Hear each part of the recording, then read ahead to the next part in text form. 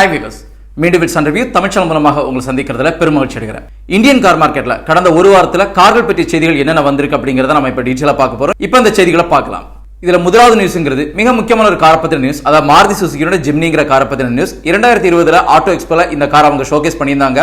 எல்லாருமே ரொம்ப எதிர்பார்த்த ஒரு காராவும் இந்த கார் இருந்துகிட்டு இருந்தது. பட் இருந்தாலும் இன்னைக்கு வரைக்கும் இந்த காரை லான்ச் பண்ணல. இடையில ஒரு ரூமர் வந்திருந்தது. அதாவது மாருதி சுசுகியை பொறுத்த வரைக்கும் ஜிம்னிங்கிற காரை இந்தியன் கார் மார்க்கெட்ல அவங்க எடுத்துட்டு வர போறது இல்ல, டோட்டலாவே ஸ்டாப் பண்ணிட்டாங்க அப்படிங்கிற ரூமரும் வந்திருந்தது. பட் அதெல்லாமே முறியடிச்சுக்கிட்டு இப்ப புதுசா ஒரு அனௌன்ஸ்மெண்ட் கொடுத்திருக்காங்க. மாருதி சுசுகி ஜிம்னிங்கிற இந்த ஒரு அட்டகாசமான கார் இந்தியன் கார் மார்க்கெட்ல கண்டிப்பா வரப்போகுது. அது 2022 கடைசி பாகம் அல்லது 2023 முதல் பாகத்தில் இந்த கார் வரதுக்கான வாய்ப்புகள் அதிகமா இருக்கு. இந்த கார் இந்தியால லான்ச் ஆகும்போது இது ஒரு 5 டோர் செக்மெண்டா தான் லான்ச் ஆகும். இன்னைக்கு இன்டர்நேஷனல் மார்க்கெட்ல பாத்தீங்கன்னா இந்த காரை பொறுத்த வரைக்கும் 3 டோர்ல தான் அதிகமான செல்லிங் ரேஷியோ கொடுத்துட்டு கூடிய ஒரு காரா இருந்துகிட்டு இருக்கு. பட் இந்தியன் கார் மார்க்கெட்டை பொறுத்த வரைக்கும் கண்டிப்பா 3 டோர்ல ஒரு மாருதி சுசுகி ஜிம்னிங்கிறது பெரிய அளவில் ஒரு செல்லிங் ரேஷியோ இருக்காது அப்படிங்கறத உணர்ந்து அவங்க இந்த காரை அவங்க 5 டோர் செக்மெண்டா இந்தியன் கார் மார்க்கெட்ல எடுத்துட்டு வர போறாங்க. அது மட்டும் இல்லாம இந்த கார் எந்த காருக்கு கூட ஒரு டஃப் காம்படிஷன் கொடுக்கக்கூடிய ஒரு காரா இருக்கும் அப்படின்னு பாத்தீங்கன்னா இன்னைக்கு கரண்டா கூடிய மஹிந்திராவுடைய தாருங்கிற கார் கூட ஒரு டஃப் காம்படிஷன் கொடுக்கக்கூடிய காரா இருக்கும் அப்படிங்கிறதுலயும் எந்த ஒரு மாற்று கருத்தும் கிடையாது. இரண்டாவது செய்திங்கிறது இந்தியன் கார் மேக்கரான மஹிந்திராவோட XUV 700ங்கிற கார். இந்த காரை பொறுத்தவரைக்கும் லான்ச் ஆன அன்னிலிருந்து இன்னைக்கு வரைக்கும் இந்த கார் மேல இருக்கக்கூடிய ஈர்ப்புங்கிறது மிகப்பெரிய அளவில் இருந்துகிட்டு இருக்கு. புக்கிங்கை பொறுத்த வரைக்கும் பெரிய அளவில் புக்கிங் கிராஸ் பண்ணி போயிட்டு இருக்கு அப்படிங்கிறது ஒரு உண்மையான விஷயமா இருக்கு. இதுல கொஞ்சம் வருத்தப்படக்கூடிய ஒரு விஷயம் இப்ப நடந்துகிட்டு இருக்கு. என்ன அப்படின்னு பாத்தீங்கன்னா இன்னைக்கு நீங்க ஆசைப்பட்டு இந்த மஹிந்திராவோட XUV 700ங்கிற காரை நீங்க புக் பண்றீங்கன்னா இந்த கார் உங்களுக்கு டெலிவரி கிடைக்கிறது அப்படிங்கிறது கண்டிப்பா 2022 கூட டெலிவரி கிடைக்காது. அதாவது 2023 தான் இந்த காரோட டெலிவரி கொடுக்க போறாங்க. குறிப்பா ஒரு வேரியன்ட் தான் இந்த அளவுக்கு மிகப்பெரிய ஒரு டிலே காட்டிக்கிட்டு இருக்கு. அது எந்த வேரியன்ட் அப்படின்னு பாத்தீங்கன்னா இன்னைக்கு டீசல் ஆப்ஷன் இருக்கக்கூடிய AX7 அப்படிங்கிற ஒரு வேரியன்ட் தான் மிகப்பெரிய ஒரு டிலேவை காட்டிக்கிட்டு இருக்கு. சோ உங்களை யாராவது மஹிந்திரா XUV 700ங்கிற கார் நீங்க புக் பண்ண போறீங்கன்னா கொஞ்சம் கான்ஷியஸா அங்க தெளிவா கேட்டுக்கிட்டு புக் பண்ணுங்க. ஏன்னா பல வேரியன்ட்கள் அதோட டெலிவரி பெரிய அளவுல டிலே ஆகிட்டு இருக்கு. இதோட ஃபர்ஸ்ட் செக்மெண்ட் டெலிவரி கூட இன்னும் ஃபுல்ஃபில்லா 100% மக்கள் மத்தியில வந்து கிடைக்கல. இதனால இவ்வளவு பெரிய ஒரு டிலே இந்த ஒரு காருக்கு இருக்கு அப்படிங்கறத மஹிந்திரா அன்வீல் பண்ணிருக்காங்க. அதாவது செமிகண்டக்டர் அது மட்டும் இல்லாம சிப்ஸ்னுடைய ஷார்டேஜ் இப்ப இந்தியன் கார் மார்க்கெட்ல பெரிய அளவுல இருந்துகிட்டு இருக்கு. சோ இதுதான் மிகப்பெரிய ஒரு காரணமாவும் அவங்க சொல்றாங்க. பட் இதெல்லாம் நிவர்த்தி பண்ணக்கூடிய விதத்துல இந்தியன் கவர்மெண்ட் நேத்து ஒரு நியூஸ் அனௌன்ஸ் பண்ணிருக்காங்க. அது 2,30,000 கோடி ரூபாய்க்கு அவங்க செமிகண்டக்டர் சிப் இதோட அரேஞ்ச்மென்ட்காக ஒரு பிளான் அவங்க டெலிவரி பண்ணிருக்காங்க. சோ ஃபியூச்சர்ல கண்டிப்பா நம்ம பார்க்கலாம் கார்களுடைய டெலிவரி டிலேங்கிறது பெரிய அளவுல பாதிக்காது அப்படிங்கறத நம்ம எதிர்பார்க்கலாம். மூணாவது செய்திங்கிறது ஒரு ரொம்ப மிக முக்கியமான செய்தியும் கூட. அதாவது எலக்ட்ரிக்கல் கார் பத்தின செய்தி. BMW தங்களுடைய முதலாவது எலக்ட்ரிக்கல் காரை இந்தியன் கார் மார்க்கெட்ல லான்ச் பண்ணிருக்காங்க. அதாவது BMW iX40ங்கிற ஒரு எலக்ட்ரிக்கல் காரை இந்தியன் கார் மார்க்கெட்ல அவங்க லான்ச் பண்ணிருக்காங்க. இதோட எக்ஸ்ஷோரூம் பிரைஸ்ங்கிறது 1,60,00,000 ரூபாய். இது ஒரு எலக்ட்ரிக்கல் காருங்கிறதுனால இந்த காரினுடைய ரேஞ்ச் என்ன இருக்கு அப்படின்னு பாத்தீங்கன்னா 425 கிலோமீட்டர் ரேஞ்ச் கொடுத்திருக்காங்க.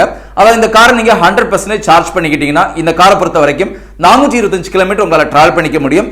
இதுல கொடுத்திருக்கிற பேட்டரிங்கிறது 76.6 கிலோவாட் ட்வின் பேக் பேட்டரி இந்த கார்ல கொடுத்திருக்காங்க. இந்த ஒரு பேட்டரிக்கு ஒரு அட்டகாசமான ஒரு வாரண்டியும் கொடுத்திருக்காங்க. அதாவது 8 வருடங்கள் அல்லது 1,60,000 கிலோமீட்டர்ஸ் எது உங்களுக்கு முதல்ல ரீச் ஆகுதோ அதுல இந்த வாரண்டியும் இன்க்ளூட் ஆயிரும். இது எல்லாமே கடந்து ஃபாஸ்ட் சார்ஜிங்ல இந்த காரை நீங்க சார்ஜ் பண்றீங்கன்னா உங்களுக்கு 31 நிமிஷத்துல இந்த கார்ல 80% சார்ஜ் உங்களால பண்ணிக்க முடியும். அது மட்டும் இல்லாம நீங்க உங்க வீட்டுல ஹோம் பாக்ஸ் செட்டப் பண்ணி அது மூலமா இங்க சார்ஜ் பண்றீங்கன்னா இந்த கார் முழுமையா 100% சார்ஜ் ஆகிறதுக்கு 7 மணி நேரம் எடுத்துக்குது. சோ இருந்தாலும் ஓகே, ஒரு எலக்ட்ரிக்கல் கார் இந்த அளவுக்கு ரேஞ்சோட இந்த அளவுக்கு ஒரு ஃபாஸ்ட் சார்ஜிங் கெபாசிட்டியோட கொடுத்திருக்கு கண்டிப்பா வரவேற்கத்தக்க ஒரு விஷயமா இருக்கு. இதே டெக்னாலஜி இதே பிரின்சிபிள்ஸ் எல்லாம் ஒரு 10 ல இருந்து 15 லட்சம் ரூபாயில இருக்கக்கூடிய கார்கள் கிடைச்சதுன்னா கண்டிப்பா வரவேற்கத்தக்க ஒரு விஷயமா இருக்கும். Volkswagen தங்களுடைய Taigun ஃபேஸ்லிஃப்டட் காரை இந்தியன் கார் மார்க்கெட்ல லான்ச் பண்ணிருக்காங்க. இந்த காரோட சென்னை ஆன் ரோட் பிரைஸ்ங்கிறது 38,63,000 ரூபாய்க்கு இப்போ ஃபிக்ஸ் பண்ணிருக்காங்க. இந்த காரை பொறுத்த வரைக்கும் உங்களுக்கு பெட்ரோல் ஆப்ஷன்ல மட்டும் தான் இருக்கு. பெட்ரோலுமே ஆட்டோமேட்டிக் மட்டும் தான் கொடுத்திருக்காங்க. இந்த கார் உங்களுக்கு மேனுவல் டிரான்ஸ்மிஷனா கிடையாது.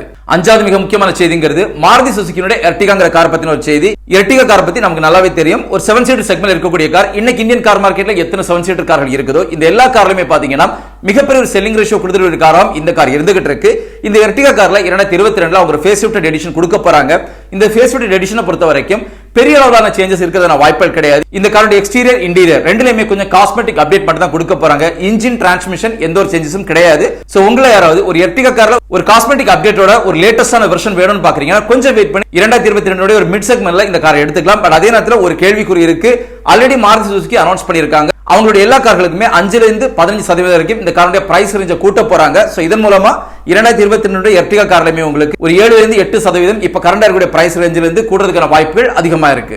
ஆறாவது மிக முக்கியமான செய்திங்கிறது கியாவுடைய கேரன்ஸ்ங்கிற கார். இந்த காரை பொறுத்த வரைக்கும் இது 7 சீட்டர் செக்மென்ட்ல வரக்கூடிய காரும் கூட. இந்த கார் இந்தியன் கார் மார்க்கெட்ல கியா அன்வீல் பண்ணிருக்காங்க. இந்த காரை பொறுத்த வரைக்கும் எந்த காருக்கும் டஃப் காம்படிஷன் கொடுக்கக்கூடிய ஒரு காரா இருக்கும் அப்படின்னு பாத்தீங்கன்னா மஹிந்திராவுடைய XUV 700, டாடாவுடைய சஃபாரி, Hyundai அல்கசார் இந்த காருக்கு டஃப் காம்படிஷன் கொடுக்கக்கூடிய காரா இந்தியன் கார் மார்க்கெட்ல இருக்கும் அப்படிங்கிறதுல எந்த ஒரு மாற்று கருத்தும் கிடையாது. இந்த காரோட கிளியர் கட்டான பிரைஸ் ரேஞ்ச் அவங்க அனௌன்ஸ் பண்ணல. பட் இருந்தாலும் இந்த காரை வச்சு பார்க்கும்போது கண்டிப்பா 15 லட்சத்துல இருந்து ஒரு 21 லட்சம் ரூபாய் வரைக்கும் இந்த காரினுடைய சென்னை எக்ஸ்ஷோரூம் பிரைஸ் இருக்கிறதுக்கான வாய்ப்புகள் அதிகமா இருக்கு. இந்த காரை பொறுத்த வரைக்கும் உங்களுக்கு பெட்ரோல் டீசல் ரெண்டு ஆப்ஷனுமே கொடுக்க போறாங்க. ரெண்டுலயுமே உங்களுக்கு மேனுவல் ஆட்டோமேட்டிக் ரெண்டு ஆப்ஷனும் இந்த கார் கிடைக்கவும் போகுது. இது எல்லாமே கடந்து இந்த கார் எந்த பிளாட்ஃபார்ம்ல உருவாக்கி இருக்காங்க அப்படின்னு பாத்தீங்கன்னா, இப்போ கரண்டா ஹுண்டால இருக்கக்கூடிய ஹுண்டா அல்கசார்ங்கிற கார் என்ன ஒரு பிளாட்ஃபார்ம்ல இருக்கோ ஒரு புதுமையான டிசைன் கான்செப்டை இந்த காருக்கு எடுத்து கொடுத்திருக்காங்க. சோ ஓவரால் இந்த காரோட எக்ஸ்டீரியர் லுக்கா இருக்கட்டும் இல்ல இன்டீரியர் ஃபீச்சர்ஸா இருக்கட்டும் பார்க்கிறதுக்கு அட்டகாசமா இருக்கு. சேஃப்டி வைஸ் பார்க்கும்போது கியா லான்ச் பண்ணி இந்த மூணு கார்களுமே பெரிய அளவுல சேஃப்டி ஆஸ்பெக்ட்ல கிடையாது. பட் இந்த காரை பொறுத்த வரைக்கும் ஒரு சேஃப்டில மிகையான சேஃப்டியை கொடுத்திருக்காங்க. குறிப்பா சொல்லணும்னா 6 ஏர்பேக் கொடுத்திருக்காங்க. இந்த 6 ஏர்பேக்குமே உங்களுக்கு கியா காரன்ஸோட எந்த வேரியன்ட் நீங்க எடுத்தீங்கனாலும் அந்த வேரியன்ட்ல இந்த ஒரு 6 ஏர்பேக் கம்பல்சரிங்கிறதையும் கொடுத்திருக்காங்க. இதன் மூலமா கியாவும் சேஃப்டி ஓரளவுக்கு பார்க்க ஆரம்பிச்சிருக்காங்க அப்படிங்கிறது ஒரு நன்மையான விஷயமா இருக்கு. ஏழாவது மிக முக்கியமான செய்திங்கிறது டொயோட்டா கார்கள் பத்தின செய்தி. டொயோட்டா பொறுத்த வரைக்கும் இந்தியன் கார் மார்க்கெட்ல ஒட்டுமொத்தமா 7 கார்கள் வச்சிருக்காங்க. ஓவராலா எல்லா கார் கம்பெனிகளுமே அனௌன்ஸ் பண்ணிட்டு இருக்காங்க அவங்களுடைய கார்களுக்கு 2022 பிரைஸ கூட்ட போறாங்க அப்படிங்கிறது. பட் டொயோட்டாவுமே அபிஷியலா அனௌன்ஸ் பண்ணிட்டாங்க இவங்களுடைய 7 கார்களுக்கும் வரக்கூடிய 2022 அவங்களும் பிரைஸ கூட்ட போறாங்க. பட் இருந்தாலும் எவ்வளவு கூட்ட போறாங்க அப்படிங்கிறது அவங்க இன்னும் அனௌன்ஸ் பண்ணல. நாம கெஸ் பண்ணிக்கலாம். அட்லீஸ்ட் 5 ல இருந்து ஒரு 15% வரைக்கும் அவங்களுடைய பிரைஸ் ரேஞ்ச கூட்ட போறாங்க. அதுவும் ஒரே வாட்டி கூட்டிக்க மாட்டாங்க. ஒரு 3 டைம்ஸ் இந்த காரினுடைய பிரைஸ் ரேஞ்ச கூட்டுறதுக்கான வாய்ப்புகள் அதிகமா இருக்கு. எட்டாவது செய்தியுமே ஒரு எலக்ட்ரிக்கல் கார்கள் பத்தின ஒரு செய்தி. ஓவரால் வேர்ல்ட் எடுத்து பாத்தீங்கன்னா இன்னைக்கு எலக்ட்ரிக்கல் கார்ஸ் பொறுத்த வரைக்கும் டெஸ்லா தான் ஒரு லீடிங் செல்லிங் எலக்ட்ரிக்கல் கார் கம்பெனியா இருந்துகிட்டு இருக்கு. டெஸ்லா பொறுத்த வரைக்கும் இந்தியன் கார் மார்க்கெட்ல இது வரைக்கும் ஆபீஷியலா அவங்க எதுவும் அனௌன்ஸ் பண்ணல. பட் இருந்தாலும் இப்போதைக்கும் அவங்களுடைய 3 கார்கள் இந்தியன் ரோட்ஸ்ல டெஸ்ட் போயிட்டு இருக்கு. கண்டிப்பா வரக்கூடிய 2022 டெஸ்லா அவங்களுடைய 3 கார்களை இந்தியன் கார் மார்க்கெட்ல லான்ச் பண்றதுக்கு பிளான் பண்ணிருக்காங்க. இதுல குறிப்பா 2 கார்கள் இருக்கு. அது என்னன்னு அப்படின்னு பாத்தீங்கன்னா மாடல் 3 மாடல் ஒய்ங்கிற 2 காருமே இந்தியன் கார் மார்க்கெட்ல லான்ச் பண்ண போறாங்க. இதுல மாடல் 3 பொறுத்த வரைக்கும் 3 வேரியன்ட் இருக்கு. மாடல் ஒய் பொறுத்த வரைக்கும் 2 வேரியன்ட் கொடுத்திருக்காங்க. சோ நான் இன்னைக்கு கொடுத்த இந்த அப்டேட்டட் நியூஸ் எல்லாமே உங்களுக்கு கண்டிப்பா ஃபுல்ஃபில் பண்ணிருக்கும் நம்புறேன். இன்னொரு ரிவ்யூல உங்களை சந்திக்கிற வரைக்கும் உங்களிடமிருந்து விடைபெறுவது உங்களுடைய அன்பின் விவேக். தேங்க்யூ.